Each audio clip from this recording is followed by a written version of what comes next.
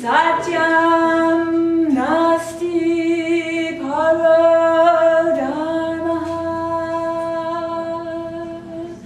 Satyam lokasya dipaha. Shruyatam drishatam kriyatam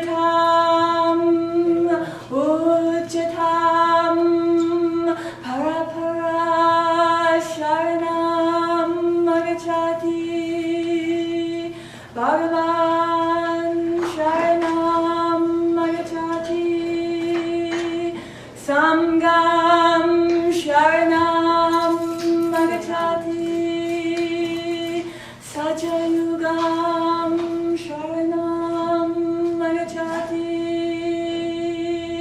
Om soham tattvamasi. Om parapara ki jai. Om Jai Bhagavan Ji.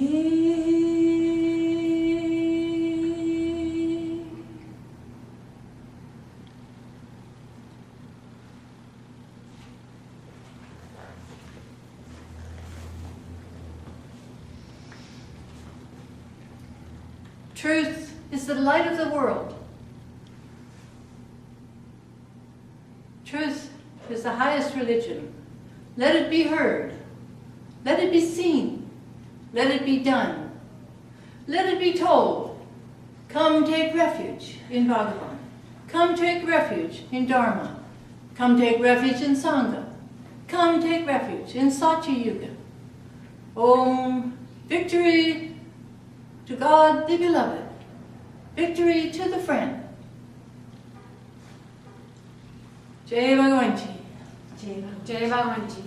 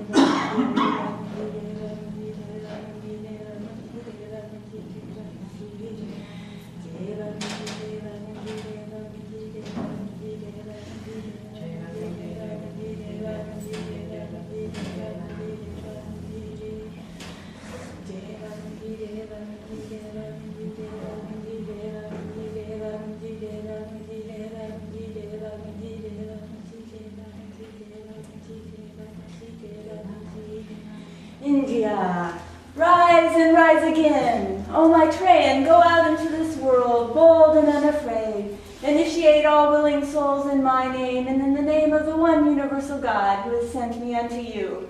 And bring forth the age of universal God's pure divine truths for the salvation and liberation of all suffering souls. And when the bigots cast stones against you, take every stone they cast, and use them to build my church in this world.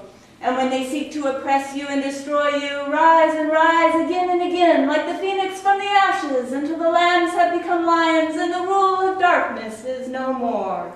One.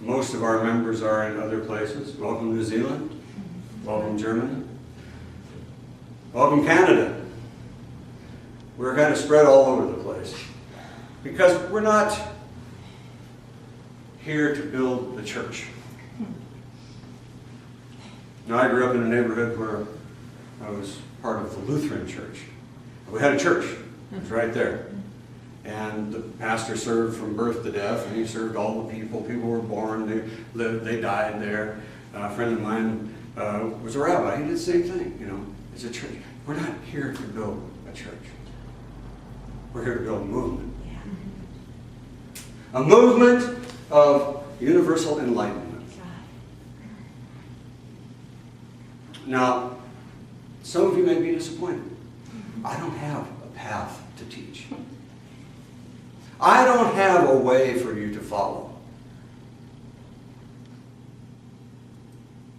I have a gift. It's yours if you want to receive it. If you don't want to receive it, you don't have to receive it. I guess you would say, in a way, I bought this gift at a very high price.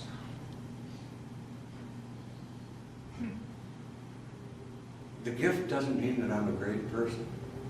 I'm an ordinary person, like you. Anybody here ever have road rage? I just had one this morning. I'm an ordinary person. The message that I bring isn't that in order to be extraordinary, or in order to be spiritual, in order to be enlightened, you have to walk on water. A fellow challenged me last week. He said, "Can you walk on water?" I said, "If it's on concrete." But swimming pools are another matter. I tried that once and I sank. I don't think that just walking on water is going to save the world.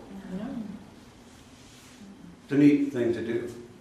I'd love to give it a try, but I'm an ordinary person. I was born an ordinary person. I died an ordinary person. I came back an ordinary person. Twice. And I paid a tremendous price for the gift that I have. So if you came, and I'm not saying that you have, but if you came to argue theology, you're in the wrong place. I can argue theology. I've been doing it all my life. But it's a waste of time. A woman wrote in this morning and said, "You can't give enlightenment." I sort of said, "Well, I don't know, I've been doing it for 35 years. I guess I probably can't, but I must be sorely deluded then, you know." And my dear, who are you to say that I can't give, maybe you can't give enlightenment. And I appreciate that. But, you see, we have all of these notions in our minds about what is enlightenment, what isn't enlightenment, who can give it, who can't give it, can you give it, can you not give it, do you have to follow a path to get there? Now, I didn't follow a path to get there, unless you would call it the stupid way. Now, we could call it the stupid way. When I was 8 years old, I lived in Des Moines, Iowa, and if you know anything about the Midwest, they all have basements, because that's where you go and hide out during the tornadoes. Next to the northeast corner, if I remember right. And there was a wooden stairway going down, and there was no railing on this stairway. You know, that was long before OSHA. And I would sit there and I'd watch my dad work in the shop down below, nice concrete floor. He had his workshop down there. And my little brother, well, he was a little bit of a snot, to tell you the truth. He liked to torment me. And so he came up and he grabbed me. I knew we were going off the stairs. There was no way. We couldn't go off the stairs. So I grabbed him and I went off backwards. If you've ever seen Navy SEALs go into the water off a boat, that's the way I went. Only problem is there wasn't any water down there. It was concrete. And I smacked down on the concrete and I died. My heart stopped. And when that happened, when my body began to die, I began to wake up. And at first, I could hear voices, and it was sort of like the thing you hear in the movie, further and further away. I thought, I'm dying. And then I had this kind of, what you might call a mental body or an ethereal body of some sort. And I thought, well, no, I'm okay because I've got, I recognize myself kind of. I was 8 years old. And then that began to fade away. And I thought, oh, I'm really in trouble now. Well, this happened one after another through 7 different stages until finally, except for a rudimentary awareness that I was, there was nothing there. Nothing. And a lot of stuff happened in between. I don't have time to go into all of it right now. Pretty interesting, but not material to the point. But the final point was that there was a line. And at one point, I stepped over that line. It would be like, kind of like walking off a big half dome at Yellowstone, Just like, ah. And I was like a drop of water falling into the sea. And some of you probably won't like this word. I've resorted to using it because it's so neat, compact, and small. It doesn't mean what all those people out there mean by it. So don't run out. I actually had one woman ran out the door when I said this word. So we'll hope the door's not locked because you'll probably hurt yourself. But it's as if God were the ocean. Now, I don't know if I'm talking about Yahweh, Allah, Brahma, Vishnu, Shiva, or any of the other concepts. But it's like the source of the universe was the ocean. And I was the drop of water. And I fell into the ocean. Now you can imagine, if you take a drop of water and drop it into the ocean, where is it? No, it's not gone. It's everywhere. Oh. You can't find it. You can go in there, take out some ocean water and say, okay, look, there's the molecule right there. There it is. No, it's the whole ocean. And so this happened through utterly and absolutely and positively no good thing of my own. Except being dumb enough to fall off the stairs. And there I was, snuggy, all settled in.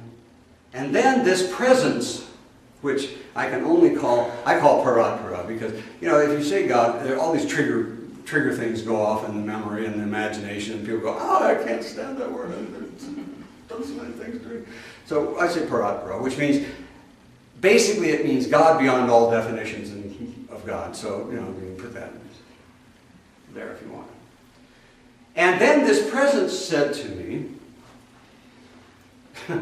I want you to go back. No, I'm not going back. This is home. And I said, why should I go back? Now, none of this was in words. Yeah. It was in thoughts or concepts. And then this presence, let me just say God, okay? Can we agree that I'm not talking about the one that everybody gets all freaked out about? Because it's only one syllable. It's easy. Then this presence said to me, let me show you why you have to go back. And I suddenly experienced all of the suffering in the world at the same time. Now, I don't know if you know what's going on in the world right now. You don't want to think about it. No. There are people having their fingers cut off. There are young girls being sold into sexual slavery. There's people being butchered in the most horrible ways. All right now, happening right now. And it's always happening right now.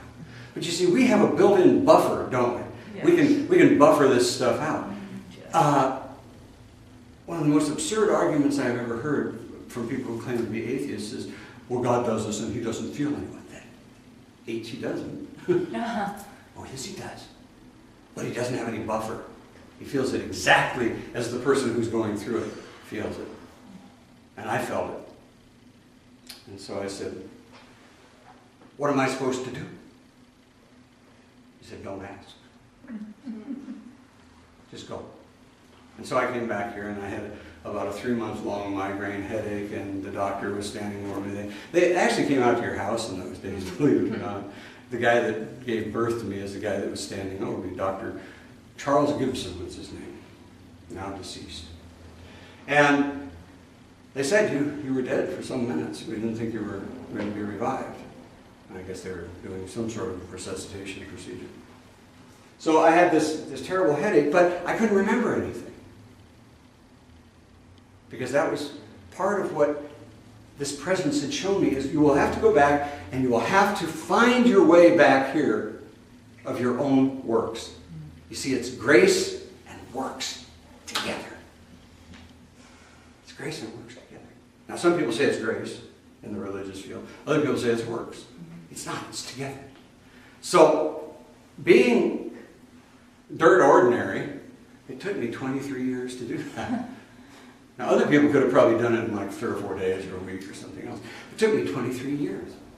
And I ran away from it. I went through the whole drug thing. I got married. And, I went through everything that I could to run away from it. All I wanted to do in life was to get married, have a family, get old, have grandchildren, and pass on. That's all I wanted to do. Then, after all this time, without going into the details, in 1977, I attained this second spiritual death and went back into this ocean. How that happened is a little long story, but it's not material of what we're talking about.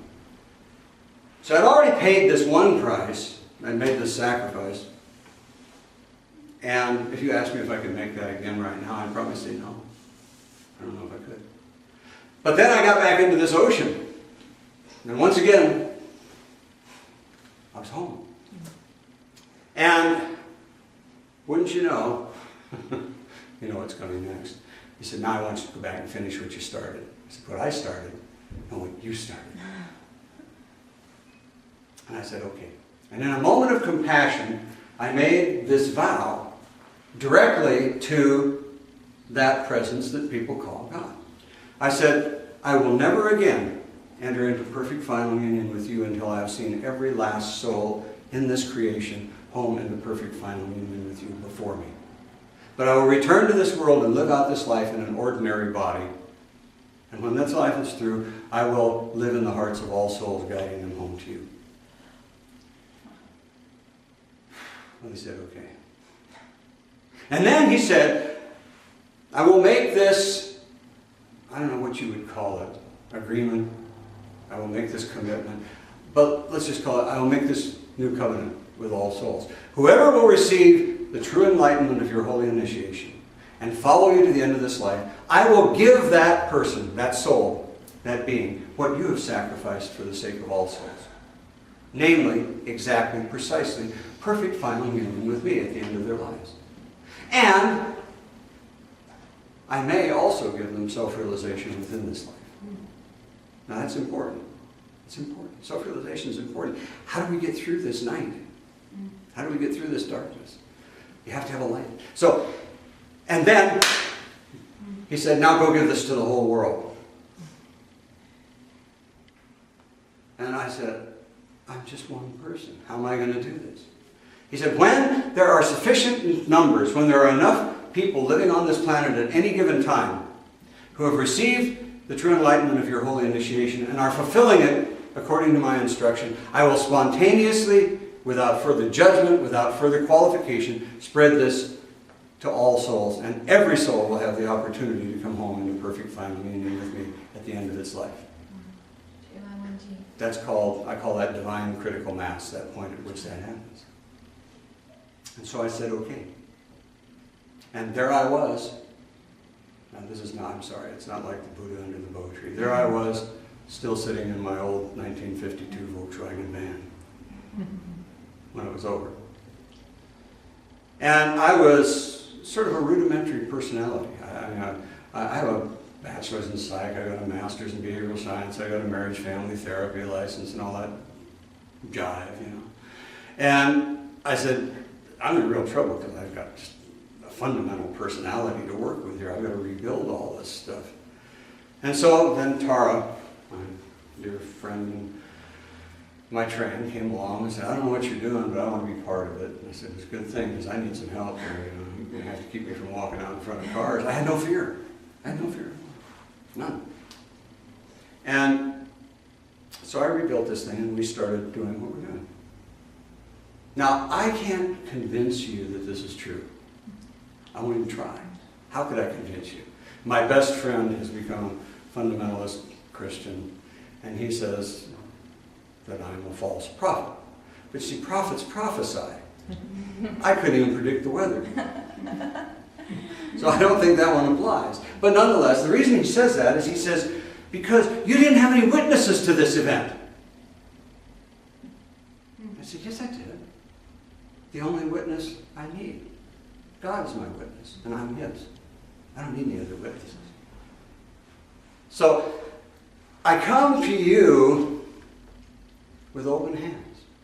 I don't have any path to give you. Oh, I have many practices that I've taught over the years. I've taught meditation, I've taught Tai Chi, I've done all these things. None of them are the way to enlightenment. If they were, we'd have a lot of enlightened people. Vegetarianism is not a way to enlightenment. I wish it was. If all we had to do was munch on carrots, we'd be good, you know? We'd be good. We wouldn't have war, we wouldn't have anything. But it's not. I mean, it's fine if you want to be a vegetarian. I'm not. I'm a fishitarian. I have to eat fish. So when people come here, sometimes they're very disappointed. They go, well, what is your path? What do I do? I don't have a path. And I do not, you know, I don't know if you've ever watched any of these reality TV things on TV at night. They have one called Sons of Guns where they make guns and they blow stuff up. And they always say, don't do this at home. Well, with regard to the way I got there, don't do that at home. Don't go out and find a nice tall stairway and fall off of it because it's not going to get you there. What got me there, or what earned this gift, was 2 self-sacrifices of giving up my own perfect final union with God, and a third really major self-sacrifice of making this commitment that I will never again enter into perfect final union with God. I'll never go back into the ocean until I have seen every last soul in creation home into perfect final union with Him before me. I'm at the end. I'm the guy that turns the light out. And that's not because I'm so great. That's not because I'm Mahatma Gandhi. And I don't fly through the air with the greatest of ease. And I told you about walking on water. It's just that for some reason I made these sacrifices. And some people say, well, that's like a bodhisattva. No, it's not like a bodhisattva. The bodhisattva makes the sacrifice before he attains enlightenment. He makes a commitment that he will not take enlightenment. That's a little bit like saying, and I'm not putting down bodhisattvas, they're wonderful people, far better than me, I'm sure. But that's like saying, if I win the $500 million lotto next week, I'm going to give it all away. See, what happened is I won the $500 million lotto and I gave it away twice. And said, I'll never win it again until everybody else has won it before me. And for some reason, I don't know why, because I don't speak for the ocean. I just speak for this little drop here. For some reason, that evoked this new covenant. That evoked this supreme promise. That's all I have to give. Oh, we can talk for hours about it. I've been in this area a long time. I'm old. I know all the science fiction writers in this area. I knew all the Scientology people in this area when they were just Dianetics guys and didn't know anything. I've known these people for a long time, but all of that's irrelevant. The only thing that's relevant is that I have a gift. And I come to you and I say, do you want it? You go, no. Okay. Do you want it? No. I go, do you want it? Yes. Okay, here. It's yours. That's all I have. And it's kind of disappointing to people because they come here and go, well, I was expecting, kind of a lecture on, spirituality and things. We can do that. But it's like eating carrots. It's not going to get you there. And this gift, even though it is beneficent, even though it's magnificent, even though it's open-handed, is absolutely specific with regard to what you have to do. Now, that really, if I can resort to my old 60s mentality for a moment, that really freaks people out.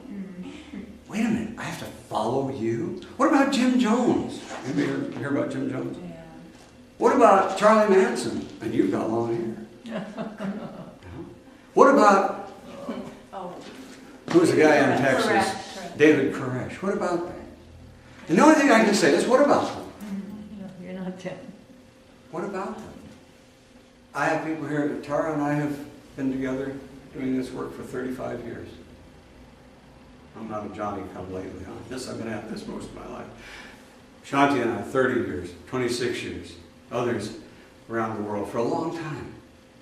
I've never hurt anybody, never asked anybody to do anything that would hurt themselves. In fact, I have a prohibition against hurting others or hurting yourself.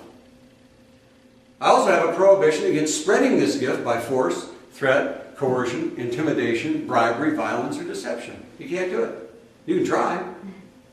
Because everyone who receives it has the power to give it. And when they give it, I give it. And when I give it, the ocean gives it. In fact, I don't even give it personally anymore. Because it's supposed to be a thing that travels. Wherever you go, if you have it, you can give it to another person. And they can give it to another person. And they can give. See, I'm not trying to build a church here. This is a neat little cubbyhole we've got here, thanks to the grace of the people who own the building. And that's a very long, interesting story as to how that happened. But this building is irrelevant. Somebody gave us the chairs from our restaurant. They're irrelevant. This, I don't know where I got that, but that's irrelevant too.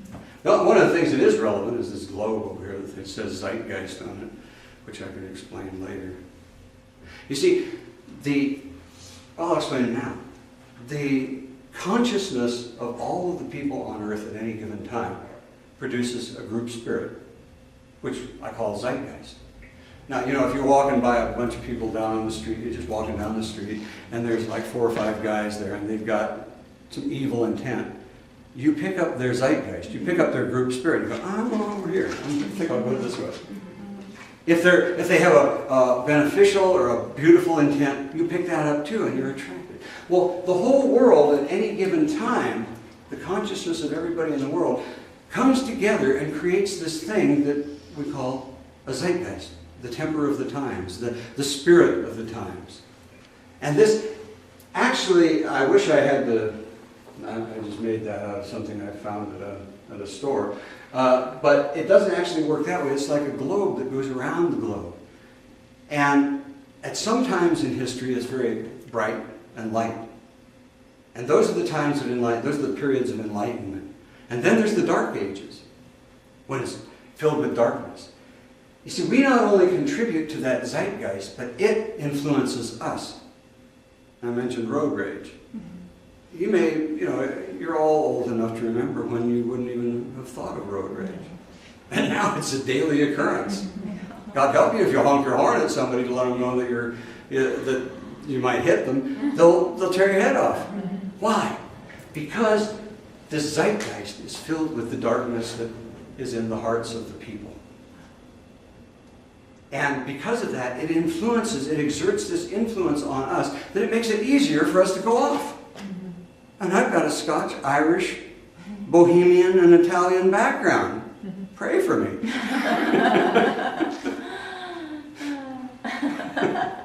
That's a deadly combination. I have to really keep a tight rein on myself, So, this zeitgeist is influencing the world. You can see it right now. Iran wants to destroy Israel. Why? Because they believe that the fifth Imam won't come unless there's blood running in the streets of every country in the world. Some of the folks over there do. Not all of them by any means. In fact, a small minority. The problem is they've got the weapon. And here's Israel, and they're sitting there saying, help us out. And our government's going, no. You know what they're going to have to do, the same as I do. If they want to survive, they're going to have to go over and take out Iran's nuclear weapons. And that's going to start something really awful. But if Iran nukes Israel, and we nuke Iran, and China nukes us, we can start a nuclear winter that will leave nothing alive anywhere above 2 miles below the earth. That's the zeitgeist. It is so filled with darkness. In the Eastern language, it's called the Kali Yuga, the age of darkness. That's where we are right now. Now, how do we change this? See, I believe that God does things for His own reasons. Some of my friends they're very fond of saying, God has a plan for me. Yeah, it's called freedom. His plan for you is freedom. His plan for all of us is freedom. We can really mess this thing up badly, or we can do something about it. And I think freedom, this is our symbol. You know, this is the radical symbol. This is our symbol. Free will, free choice, self-determinism, individual freedom, and this thing that everybody likes to chop right off. Absolute, inescapable personal responsibility for all of these. See, if we could just get rid of this, we'd be fine. Some places they call this karma. It's what keeps us going around the wheel. The endless wheel of birth, life, suffering, sickness, fear, pain, old age, sorrow, death, and rebirth. Perfect final union is getting off the wheel. Forever. Self-realization is knowing that you can get off the wheel. What a change it makes. Even you look at the person who's suddenly had self-realization, you know, hey, doesn't look any different to me, he's not cuter, you know, maybe a little uglier, I don't know. But it's what's inside, it's the way you see things. And every time we light up a light, we change the zeitgeist. Not much. There's 7 billion people on this planet. So, you know, if you light up that light, you're changing it 1/7 billionth. But who knows where critical mass is, right? Now, in a nuclear reactor, we know where critical mass is. Pull out enough rods, you're going to get critical mass. But with this, we don't know. And believe me, over the years, God and I have gone round and round. I told you my background. And we've gone round and round. And I always lose. Which I'm glad of, because otherwise I'd be talking to the wall, not God. I always lose. But being an ordinary, ornery person, I always argue too. And I've asked, what's enough? You send me back here, you tell me I got to have enough people to bring about this critical mass. What's enough? Kind of says, enough. You'll know when there's enough, because it'll happen. Oh boy. And so, this is what we've been doing for 35 years. We have very little organization. We do have what's called a Sangha, which means a holy community. We have a community of people. If you want to join the Sangha, that's fine. Then you have to play with the rules of the Sangha, which are very loose and pretty plain and simple. But nonetheless you do. But you don't have to do that. The important thing is that another light's going to go on somewhere on the earth. And this zeitgeist is going to be 1/7 billionth lighter than it was. And if we can create, what do they call it on Twitter? If it goes viral, if someday it catches hold and goes viral, then we can change this world by changing ourselves. It may be the only way. You hear it all the time. Will you change the world by changing yourself? Anytime you hear that, ask the person who says it, well, how does that work? Because they don't know. We know how this changes. We know how this zeitgeist is created, and we know how it's changed. And there are people who have come here and received this gift, and I've never seen them again. It's okay. And you say, well, what about the part about following you? Well, there are a lot of ways to follow. You know, some people followed the Grateful Dead. Didn't they? Yeah. And I tell you, the people who followed the Grateful Dead were more passionate about that than a lot of people I know that followed Jesus or Buddha. Yeah. And when Jerry died, it was a tremendous tragedy. So, how you follow is not something I can specify because I don't know you. I don't know your life. It's between you and the ocean how you follow. All the ocean has said is that you must follow. I don't know how. Remember, I'm an ordinary person. I need concrete. Walk on water. And so, this is what we're doing here. This is why Ila put out this call on, what was it? Meetup. See, I don't know anything about these things. I used to sell computers, but I have become purposefully dumb when it comes to computers. And I passed the torch on to her. So she's our resident techie. If you need anything techie, she's probably a lot of you know more than I do. But that's what we're doing here. Is I've invited you here not to teach you a path. Oh, we have practices. We have lots of practices. We even have, these guys snuck this in on me. Believe me, I didn't ask for this. They published a book. And to be honest with you, I'm afraid of books, especially holy books. In fact, I had a dream one night after this thing was published that there had been this nuclear holocaust and all these people were going through the woods and they were foraging for berries and stuff. And a guy found this book. And he looked at the book and he turned around and went to his neighbor. Bam! Hit him with the book. And I said, you guys shouldn't have published this book.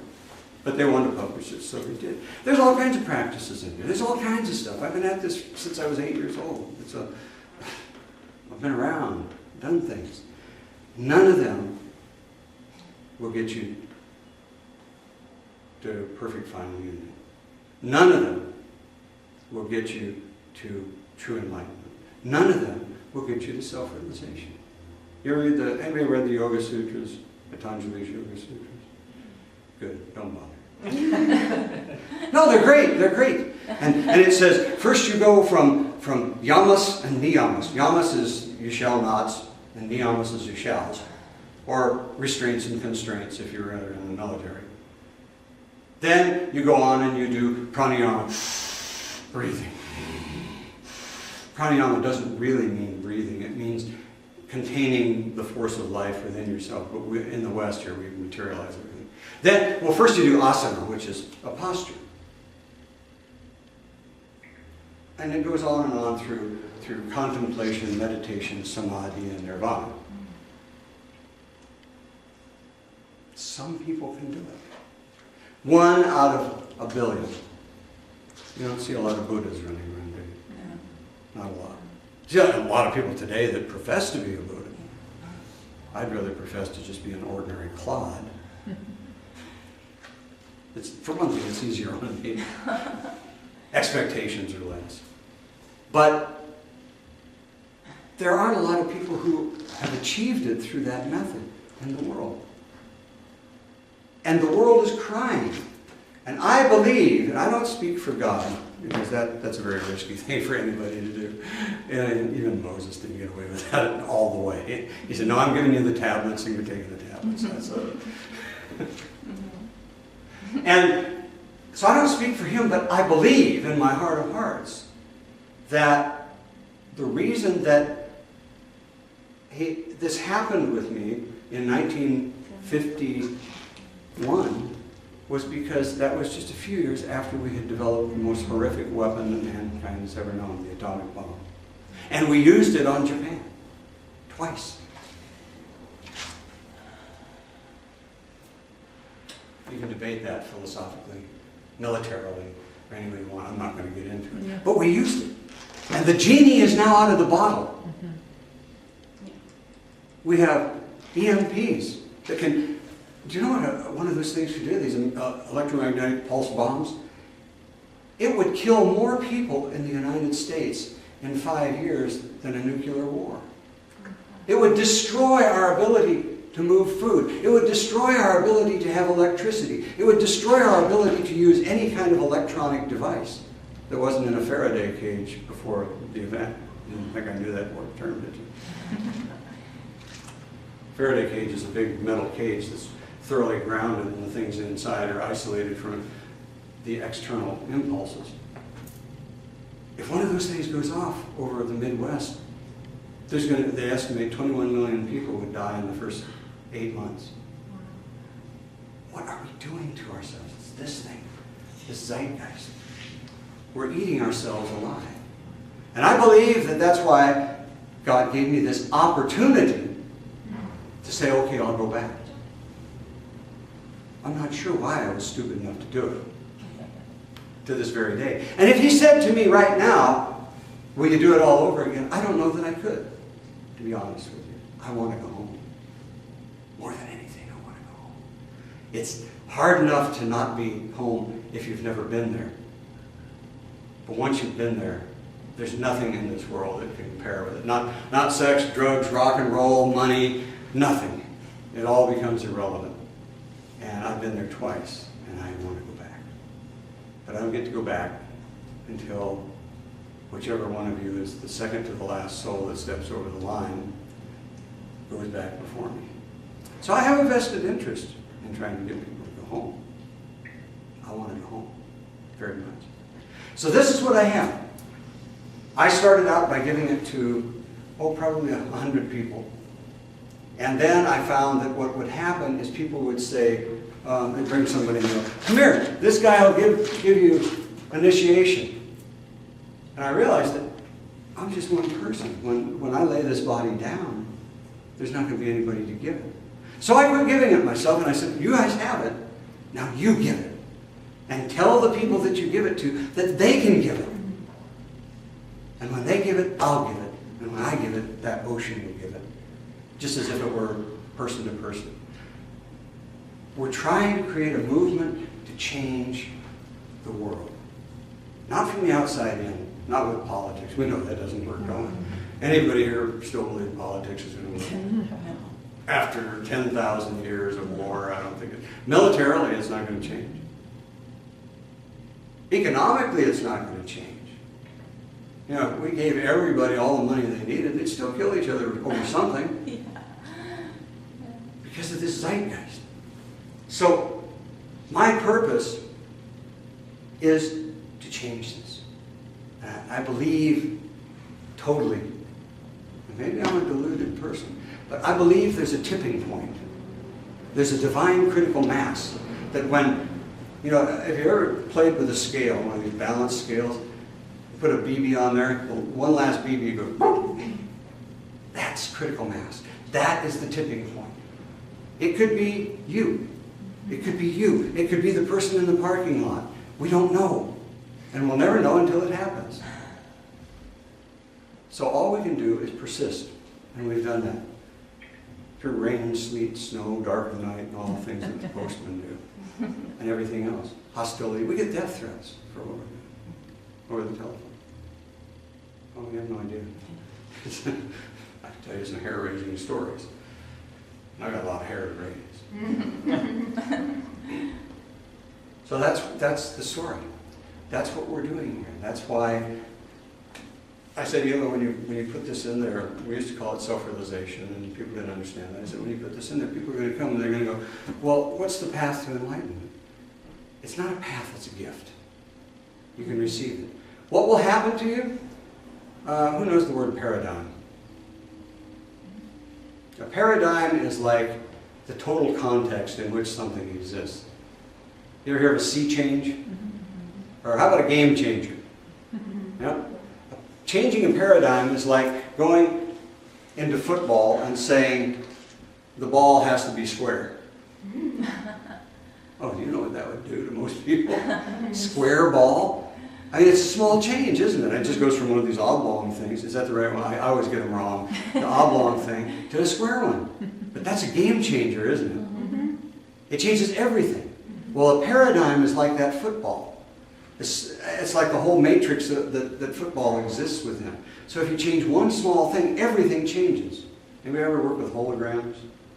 I had this crazy technical background. Holograms are cool things. You've seen them, you know, that you look at them in a different light and they change. Next time you get a hold of one, if you get the right kind, take a pair of scissors and cut it in 4 pieces. You know what you'll have? You'll have a total picture on each of the 4 pieces. The whole picture is there. Because the whole picture is everywhere. Wow. On that negative, on that film. So if you cut it into 4 parts, instead of having part of the lamp over here and part of the lamp over here and part of the table over here and part of the table over here, you're going to have a lamp on a table here, a lamp on a table here, a lamp on a table here, and a lamp on a table there. And the first time you do it, it'll put shivers up and down your spine. You go, how's that possible? But that is called a paradigm. What we're about is creating a paradigm shift in the zeitgeist. And how many it will take, I don't know. But what happens when you receive this gift, when you receive this holy initiation, well, I have a background as a marriage family therapist, which is a terrible thing to do. Because, well, I won't go into it. I practiced for a few years, and it was good. I helped some people. But I always ended up resorting to spirituality instead of psychology. Because basically, spiritual people know what they want to achieve, and they have a pretty good idea how to achieve it. In psychology, we don't know what we want to achieve, and we have a really good idea about how not to achieve it. But seriously, psychology does a lot of good for people. But how do I explain it? Well, it's sort of like this. Thanksgiving. You go to grandma's or somebody's, and they're cooking a turkey in the oven, and they bake that turkey for hours. Well, you can put the turkey in a microwave oven, and it does a different thing. It cooks it from the inside out. The regular oven cooks it from the inside in. Well, see, that's teaching. That's training. That's following the path. That's discipline. What? I did martial arts for years. I love the martial arts. I did Aikido. I loved Aikido. But it never got me any closer to self-realization. So what happens when you receive this gift is it changes you from the inside out. And if you come and you ask me, as people used to when I was a marriage family therapist, they'd come and say, look, we got our relationship down pretty good. We just want you to change this one little piece over here. And I would say, I can't do that. I can't change that piece, because when that piece changes, everything else is going to change. It's like having a square football. It's the same thing here. When you receive this gift, nobody can tell you how you're going to change. So if you're really set on being the way you are and not having any changes ever happen in your life, don't do it. You may not like it at first. I think it was that great Western philosopher who said you can't always get what you want, but you can always get what you need. Mick Jagger of the Rolling Stones. Well, that's the way it is with the ocean. That's the way it is with God. When you say, change me, there are no limits.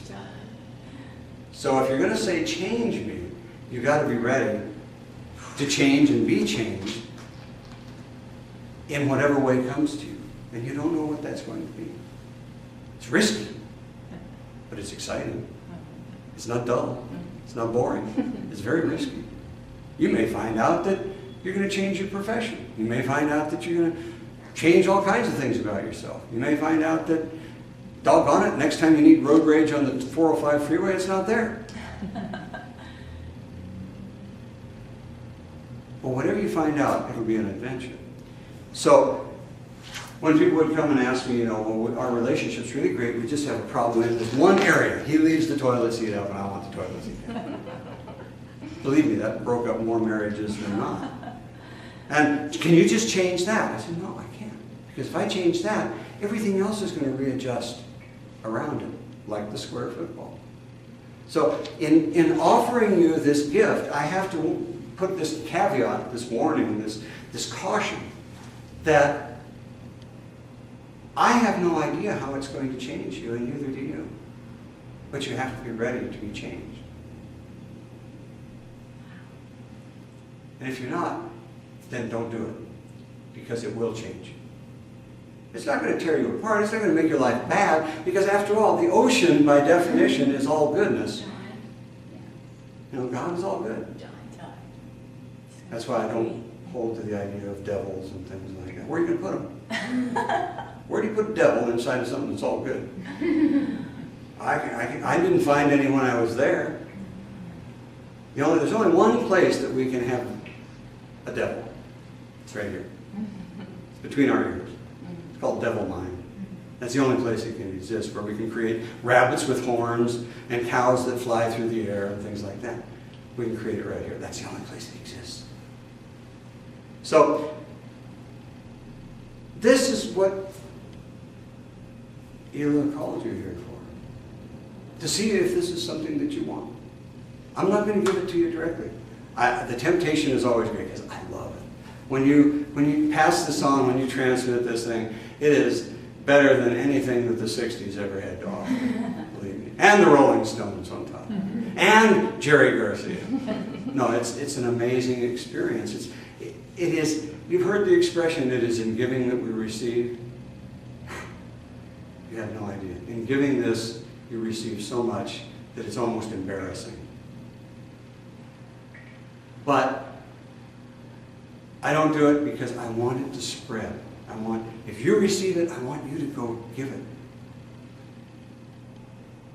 And then how you're going to struggle with that business that God put in there about following me, my heart goes out to you. I haven't a hard enough time doing it myself. But it can be done. They're a testament to it, and they're much better people than I am, by the way. So, this is what we have here. This is what we're trying to do. This is why we're trying to do it. And we are in a race with time. If Iran gets the nuclear weapon in time, before someone stops them, inside, I'm hoping that they'll have an uprising within that will stop them. Like what happened in Russia when they tore down the wall.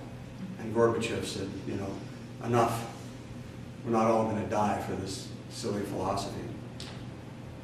I'm hoping that'll happen. But we're in a race with time here. It's urgent. Time is of the essence. And if you can be part of it, then my heart goes out to you, and I welcome you as a brother or a sister. If you can't, I still welcome you as a brother or sister. And there's no downside here. It has to be your free will. Free will, free choice, self-determinism, individual freedom. And once you've done it, I'm sorry, you've got to be personally responsible for it. And I'll be responsible too, but you can't get off the hook and say, no, Jim Jones told me to do it. Because there's no Jim Jones here. So if you have any questions, I will do my best not to answer them. No, I'll answer what I can. But other than that's why we came together today. We do a ceremony. These are ceremonies that are personal to me and to us. You don't have to do them. Unless you want to. Free will. Free will. Any questions? Or not? I have a question. Sir.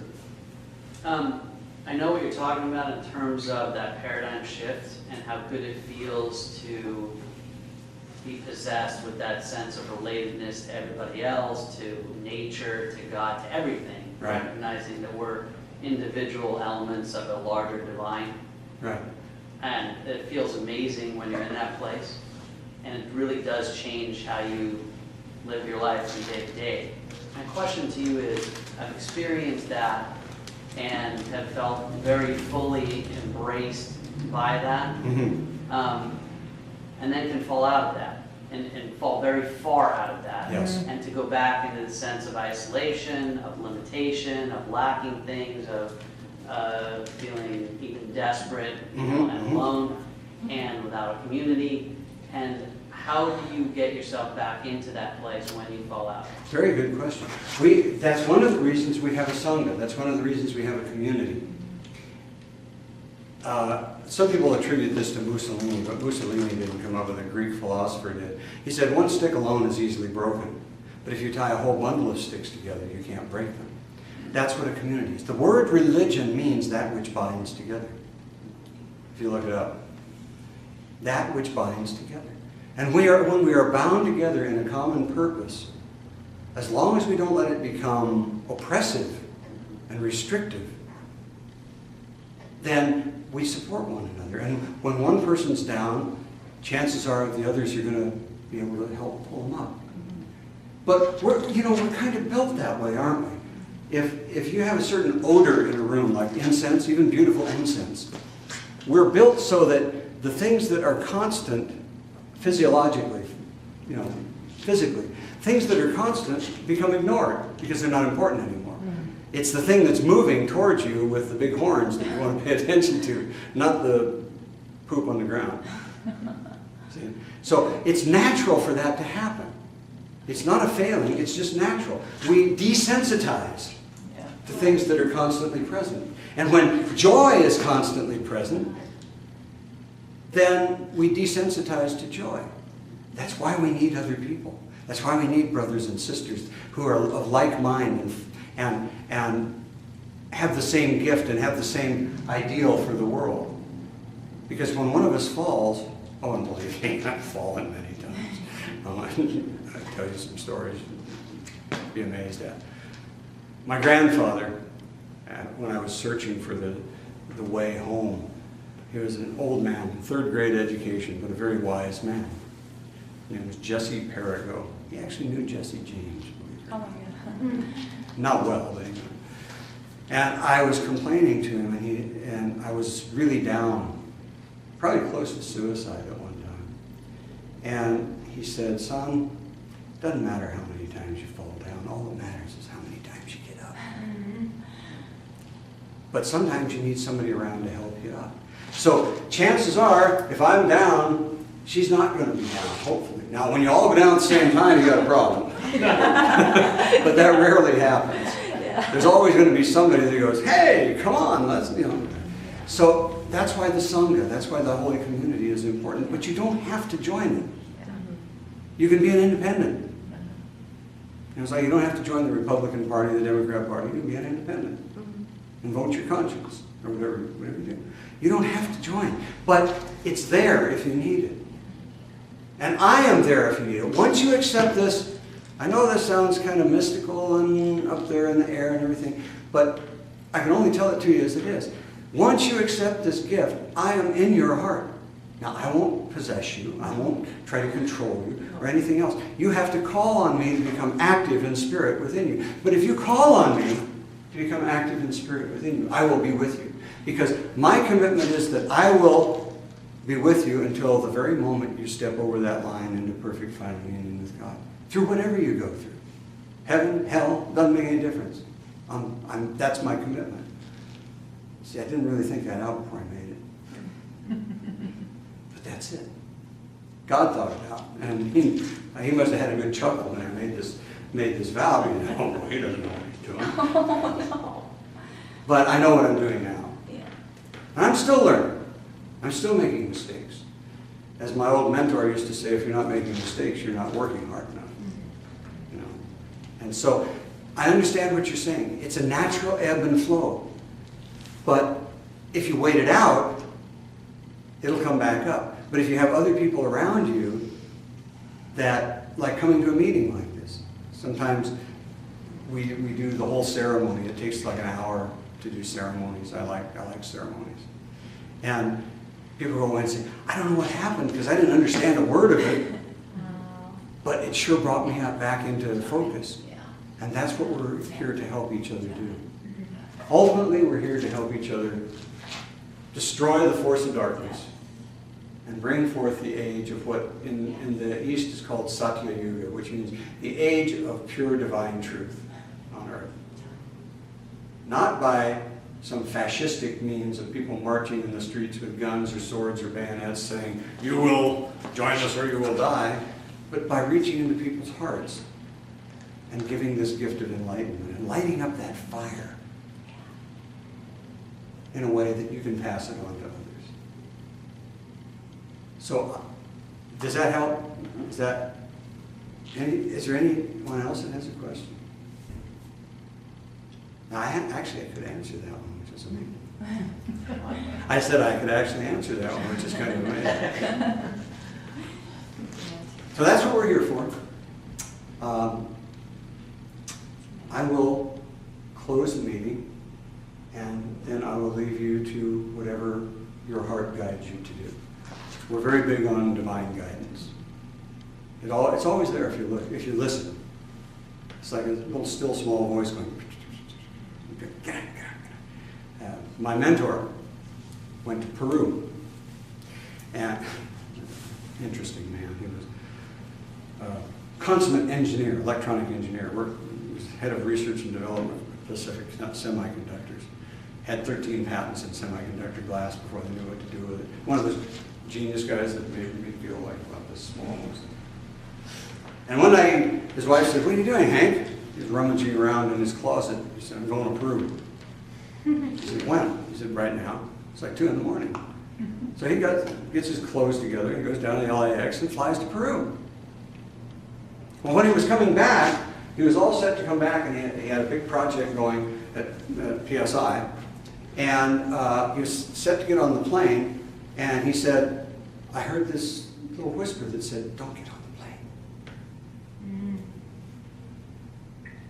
And so he started up a couple more steps and he said, don't get on the plane. So he went back down, canceled his ticket, went back to his hotel room, drank coffee. The plane went down and killed everybody on it. These are not uncommon stories. If you listen, it's like we all have a radio set, you know, in our hearts. Usually it's tuned to KRLA or KFWB or something. We had it tuned to KGOD. You get into KGOD, get it all dialed in, and you listen, you'll get divine guidance. Especially, it seems that it increases with this gift. I don't know why. But if you listen, and that also helps with these valleys. You know, that's, if you're really open to it, some of our best times come in the dark night of the soul. Yeah. First time I had one of those, I thought I was ready to jump off a cliff. After 10 years of having them, I would go, oh, hey, where's the next one? Come on, bring it on, bring it on. And I missed them.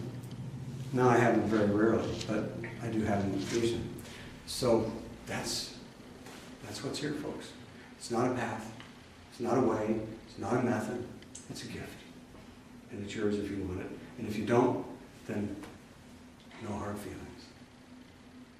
So, I'll close the meeting.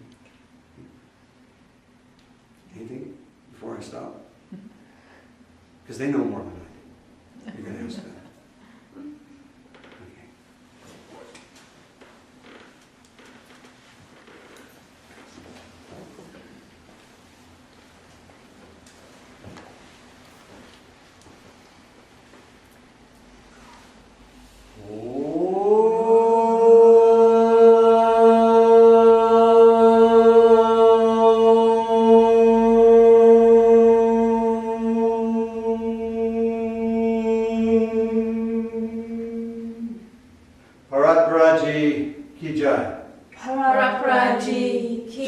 All victory and glory to God the Beloved. All victory and glory to God the Beloved.